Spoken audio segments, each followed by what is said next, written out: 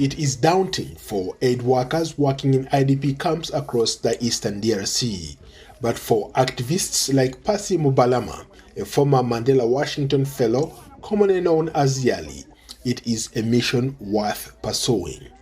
A victim of sexual violence herself, she set out to educate women on ways to protect themselves from sexual violence. We are doing actually sensitization and to mobilize the community on preventing and respond to violence, gender-based violence in the camp. And we are also trying to provide psychological support. Through her NGO, AIDS Profin, Percy has seen firsthand the impact of sexual violence on vulnerable people living in IDP camps. Overwhelmed by the daily occurrences, she knew she had to do something. So she started organizing workshops for survivors of sexual violence in the camps, informing them about the importance of prevention and response. We also work on positive masculinity because most of the time men are the perpetrators of sexual violence. So we are trying to work both sides with men and women.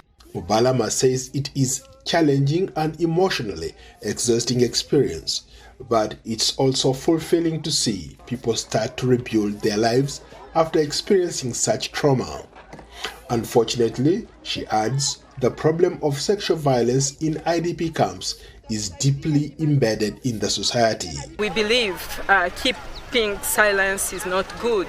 If they want to get support from MedProfen or other different organizations, they have to report the situation.